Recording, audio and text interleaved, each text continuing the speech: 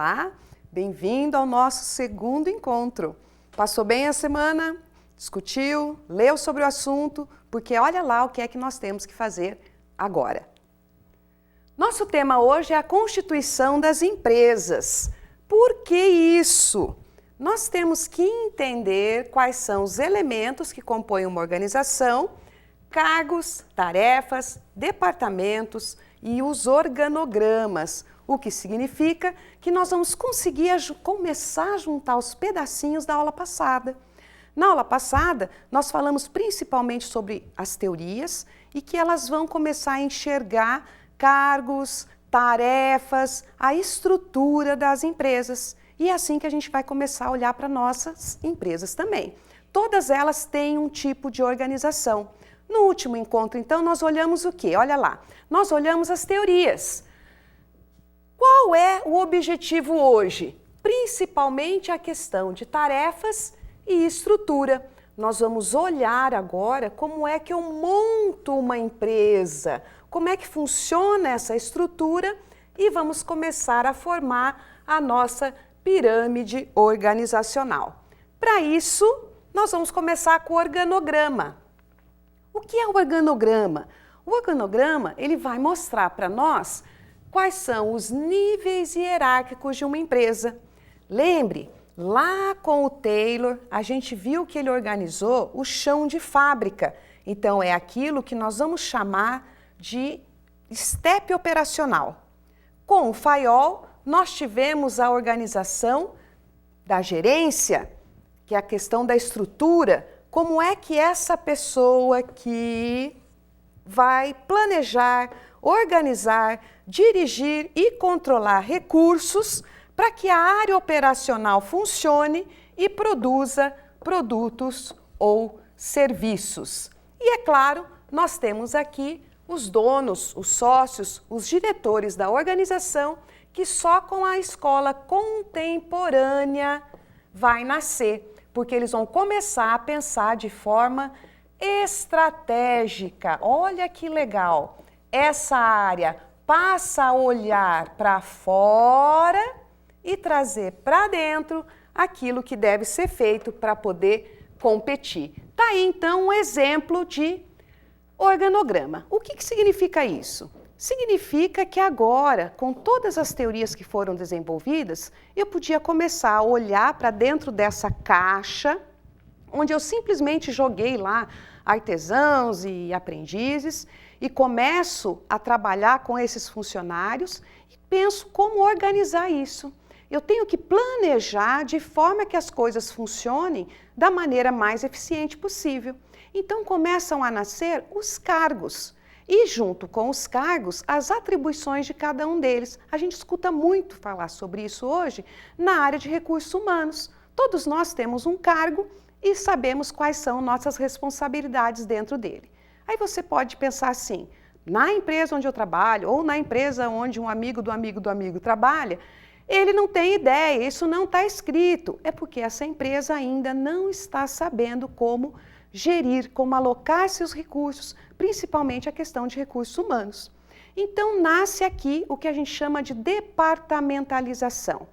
Departamentos, principalmente voltando nas 4 grandes áreas, marketing, finanças, produção e RH. Atualmente, a gente tem um outro departamento de tecnologia da informação ou sistemas de informação, que é toda aquela tecnologia que vai embasar os processos da empresa. Olha lá, então, a departamentalização junto comigo.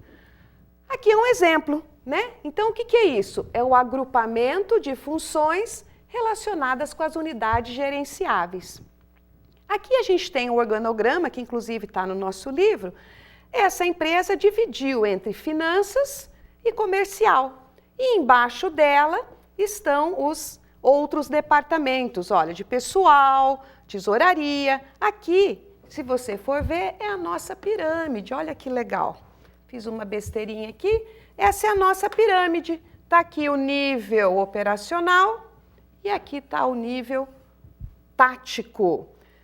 Por que a gente chama de operacional e tático? Operacional, operacionalizar, executar. Executar o quê? Os objetivos, as ações que vêm da área tática ou gerencial, e eles é que vão traçar quais são todas as tarefas e metas que esse pessoal vai ter que realizar. E de onde vêm esses objetivos? Vem daquela área lá em cima, que entendeu o mercado e agora ela sabe quanto é que ela tem que vender, quanto tem que produzir, onde é que ela tem que ir, que mercados que ela tem que ir buscar para poder manter a empresa no mercado, sobreviver e crescer. Lá no quadro comigo. O que nós temos aqui então? Quais são essas funções? Como eu disse para você, nós temos 4 grandes funções dentro da empresa. A primeira delas que a gente vai conversar é a de finanças. Toda empresa tem que ter uma área, não tem que ser um departamento, vai depender do tamanho da empresa, mas ela tem que ter uma área que cuide das finanças. O que é isso? Alguém tem que pensar fluxo de caixa, entrada e saída, contas a pagar, alguém tem que fazer um demonstrativo de resultados, você tem que ter um contador ajudando você. Tem que ter um departamento, ou uma área, ou um setor, ou uma pessoa pensando nisso. Por que a gente faz isso? Porque um empresário, isso é um grande erro das pequenas empresas, ele acaba fazendo tudo. Ele é finanças, ele é marketing, ele é RH, ele é produção, ele é vendas, ele paga a tia do café, ele paga a limpeza, ele vai no banco e aí ele acaba não fazendo aquilo que ele deveria fazer, que é ser um empreendedor, né? Que é buscar oportunidades de negócio e alavancar a sua empresa. Então, olha lá, além de finanças, está ali, né? Que a ideia, qual é a grande ideia? É isso aqui, ó. Resultado.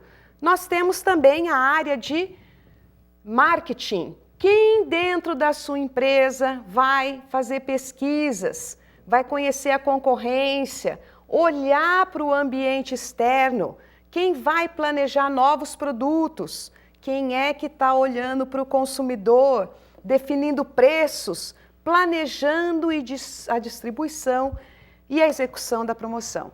Professora, pequena empresa não pode ter uma pessoa só para fazer isso. Provavelmente não. Numa pequena empresa você tem 1 ou 2 sócios e os funcionários. Esse 1 ou 2 sócios, eles têm que pensar nessas 4 funções. Elas têm que estar, de alguma maneira, separadas e interligadas. Entende o que eu quero dizer? Não é possível que você faça isso de forma desordenada. Você precisa encontrar um espaço para olhar consumo, para olhar consumidor. Você vai aprender um pouquinho sobre isso, sobre marketing, principalmente porque a logística é uma das grandes áreas que faz esse marketing funcionar. E eu preciso entender quem é essa pessoa, o que ela quer, buscar novos fornecedores, novas empresas, novos produtos. Se eu sou comércio, quem são os meus fornecedores? Né? O que é que o mercado está pedindo? Qual é o segmento em que eu atuo? Classe A, B, C? São estilos diferenciados de vida? Olha que coisa bacana. Nós temos uma prática muito ruim dentro das organizações, que vai desde a criação da marca, que tem que ser extremamente pensada, corre o risco da sua empresa dar certo e você crescer. E como é que você cresce com uma marca ruim? Pode ser um impedimento. Nós temos empresas, empresários que abrem os seus negócios sem primeiro fazer pesquisas e ver se o mercado tem espaço para aquela ideia. Se você é pequeno, você vai procurar ajuda em outros órgãos, outras instituições que existem no mercado para auxiliar o setor da micro e pequena empresa. Mas é preciso que você tenha, sim, estratégias de marketing. Olha lá, próximo, a área funcional, né? A próxima função. Recursos humanos. Pessoal, tem que gerenciar pessoas, tem que entender o processo de recrutamento e seleção. Nós erramos muito na questão de recrutamento e seleção. Erramos muito, não damos treinamento para as pessoas. Não olhamos para as competências e habilidades. Do que nós estamos falando aqui? É muito comum a gente encontrar, principalmente no varejo, né? Aquelas folhinhas sulfites, né? Pregadas assim na vitrine. Procura ou precisa-se de vendedor, preciso de caixa. Aí você vai lá e leva o currículo, a pessoa faz lá uma entrevista com você e faz a contratação ou não. Ora, quais são as competências e habilidades necessárias para aquele cargo? Porque nem sempre o funcionário é ruim, às vezes ele está no lugar errado. você precisa entender o que é que ele conhece e que habilidades ele tem que você pode desenvolver para aquela função ou não. Por exemplo, eu tenho um grande vendedor na minha empresa, aí eu promovo ele para gestor, para gerente de vendas. Nem sempre um grande vendedor é o melhor coordenador ou o melhor gerente de vendas. Talvez ele tenha as habilidades necessárias para vender e não para gerir. Então a gente tem que ter esse cuidado. E ao fazer um bom recrutamento, um bom processo de recrutamento e seleção, você diminui drasticamente as chances de se frustrar com esse funcionário no futuro. E aí você vai trabalhar um processo de desenvolvimento dessa pessoa. Vai dar treinamento, não só treinamento na função, mas também outros tipos de treinamento que desenvolvam o seu funcionário enquanto pessoa. Né? Isso traz para ele uma elevação de autoestima, um maior comprometimento com a organização e etc. Outra coisa muito importante, olha lá no quadro comigo, é a questão do salário. Tem que pensar num plano de carreira, você tem que pensar em qualidade de vida, saúde. Por que isso? Funcionário doente é ruim. É ruim para a empresa, que perde porque tem que encostar, né, o funcionário, fica com aquela vaga vazia, ou tem o custo de colocar uma outra pessoa para substituir, perde com aquela pessoa que está doente, está afastada, pode não conseguir se recuperar, ou se recupera, volta, vai e volta, e você tem uma rotatividade, problema de faltas no trabalho. Então, hoje a gente tem vários métodos, várias técnicas que nos auxiliam a trazer um pouquinho mais de qualidade de vida para essa pessoa. Pense nisso. Lembre-se, organizações são feitas por pessoas. Então, se eu tenho pessoas saudáveis, pessoas felizes, eu tenho pessoas mais produtivas e eu tenho uma empresa que consegue um resultado um pouco melhor. Depois nós vamos ver num dos nossos encontros a questão das recompensas. Não adianta dar para funcionário só recompensa material. Ele precisa também de recompensas simbólicas. Nós vamos ver num encontro onde vamos tratar sobre motivação e liderança, como eu já disse na aula passada, continuando lá a próxima função, produção. Como funciona a sua produção? Nós temos que ter uma forma de pensar os seus órgãos de linhas, as atividades de produção, independente do tipo de negócio. Se você tem um varejo, a tua linha de produção é diferente de uma indústria. Claro, na indústria, normalmente, a linha de produção são máquinas e células e gente tirando e pondo e correndo para lá e pallets carregando as matérias-primas. Já na prestação de serviço e no comércio, a nossa linha de produção é o quê? Quais são os processos desde a chegada da matéria-prima, do produto no estoque, até a entrega para o cliente. Esses processos têm que ser pensados. Então, nós temos processo de venda, processo de atendimento, processo de armazenamento e estoque de produto, os processos de caixa. Gente, é muito processo, né? A gente tem que pensar na produção. Se eu penso num processo de vendas, eu já consigo alinhar com os outros. Olha que bacana. Na parte financeira, quanto é que esses vendedores têm que me trazer de resultado? Na parte de marketing, como é que eles estão fazendo a questão de atendimento, olhando as necessidades do cliente, se eles estão fazendo pesquisa com essas pessoas? E na parte de RH, que cursos que eu estou oferecendo de técnicas de negociação, técnicas de vendas, o que é que eu estou trazendo de melhor para que esses funcionários possam trabalhar? Então, são 4 áreas independentes, mas que não trabalham uma sem a outra, elas são interligadas. É muito bacana esse processo. E não podemos deixar de lembrar da tecnologia. Que tecnologia você tem embaixo desses processos que estão auxiliando essas pessoas? Né? Então, você tem lá no caixa um sistema muito bom, muito atual, que faz com que a pessoa, o caixa, consiga fazer toda a digitação com mais rapidez, emitir nota fiscal, por que não já montar um cadastro do cliente? Você tem vendedores de rua, ele sai com um tablet, com um celular, ele tem um computador, ele tem acesso à internet, coisas que a gente tem que pensar para facilitar o processo de entrega do produto para o seu cliente. Lá na telinha. Ótimo! Olha quem chegou, a logística. Claro que a logística é uma das grandes funções para nós. Por quê? É ela que vai garantir o fluxo de materiais e informação dentro da empresa. Por quê? Você vai ter que tomar decisões. Com base em quê? Com base em informações. Que informações? Normalmente essa informação, tá lá a tecnologia que eu falei para vocês, ela vai trazer para nós essa informação usando o tal do hardware e software. Tá cheio de pequenos softwares que você, microempresa ou grandes empresas ou médias empresas, podem usar por aí. Você pode comprar ou você pode dar um download e pegar um software gratuito. Mas qual a ideia? A ideia é que todos os dados da empresa estejam armazenados em algum lugar. Porque no fim do dia ou no fim da semana, o gestor pode pegar todas aquelas informações, olhar para elas e tentar interpretar o que elas estão dizendo.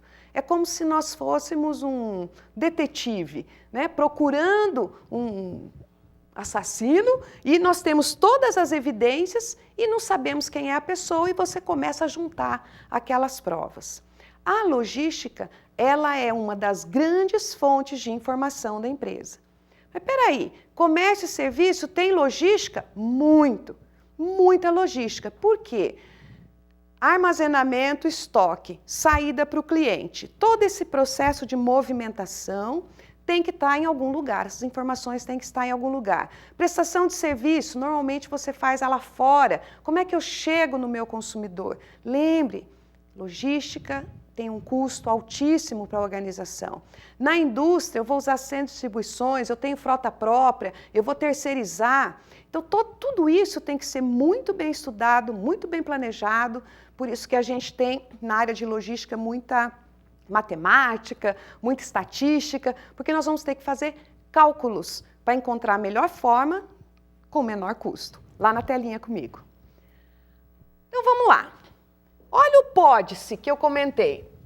Horas, todos esses departamentos ou todas essas funções administrativas, elas têm que nos auxiliar a fazer o quê?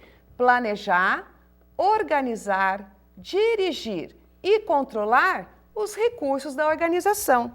Quais são esses recursos?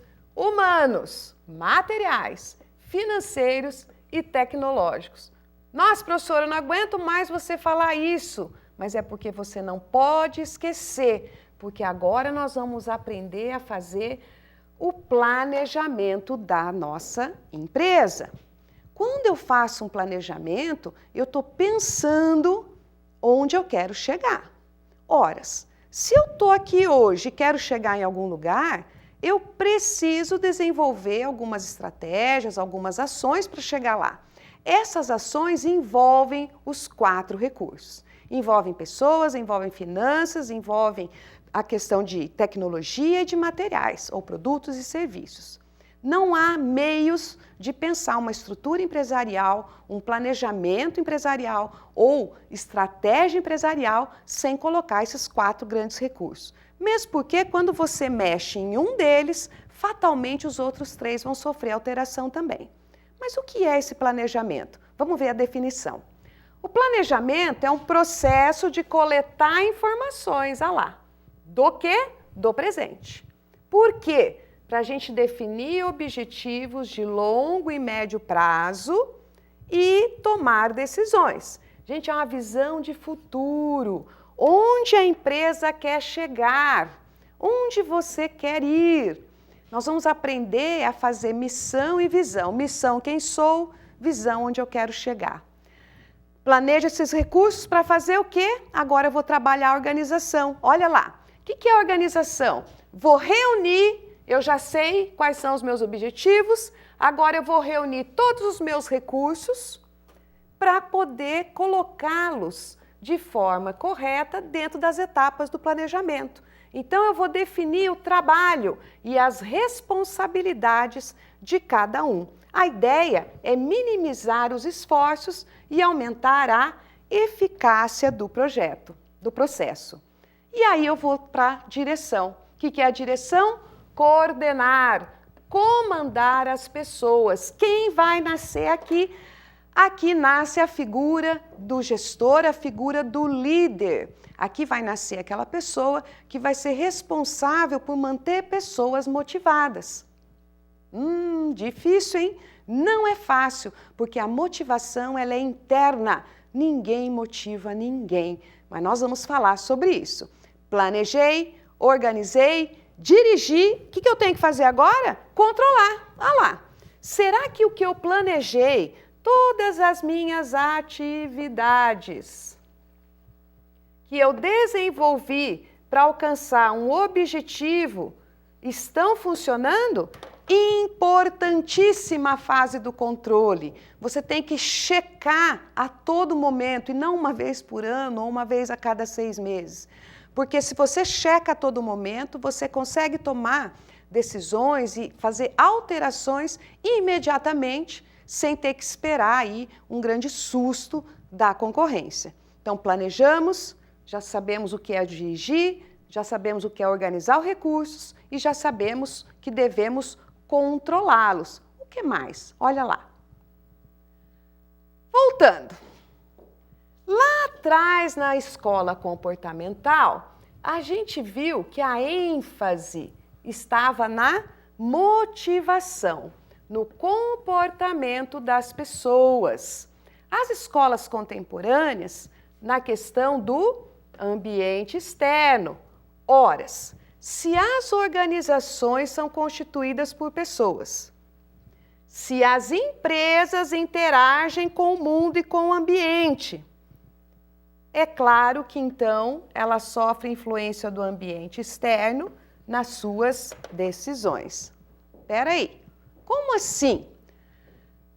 Adianta você planejar, dirigir, organizar e controlar se não estiver atento ao que está acontecendo lá fora? Então, nós temos 2 grandes variáveis aqui, que eu acabei de colocar. Uma, pessoas. 2, impactos que vêm lá de fora. Toda organização é um sistema aberto. Não existe forma de trabalhar dentro de uma empresa como se fosse um mundinho fechado.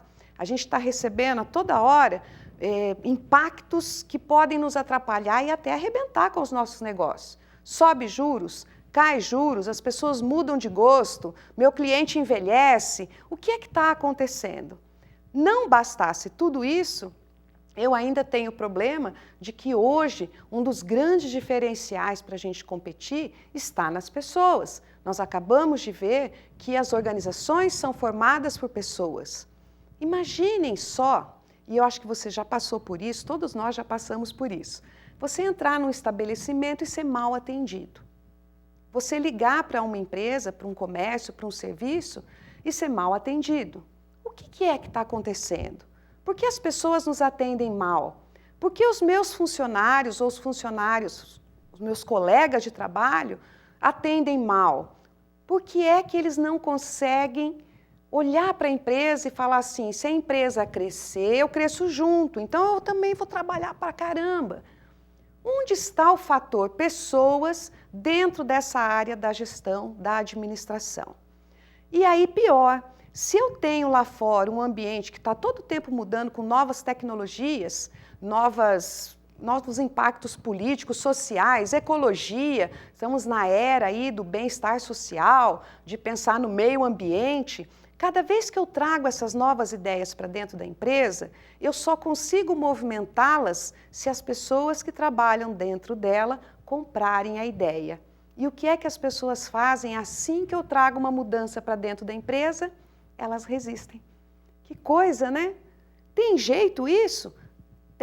Tem jeito. Mas a primeira coisa que nós temos que fazer é ter a certeza, eu acredito que realmente eu não posso planejar, organizar, dirigir e controlar recursos humanos, financeiros, tecnológicos e materiais sem olhar para o ambiente lá fora e, principalmente, trabalhar com a motivação dos funcionários. Lá na telinha comigo. Horas.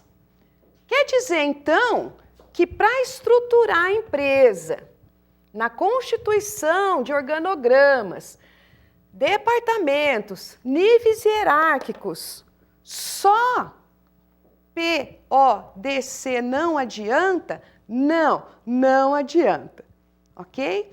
As escolas comportamentais, elas trouxeram para nós um grande fator de inovação no pensamento administrativo.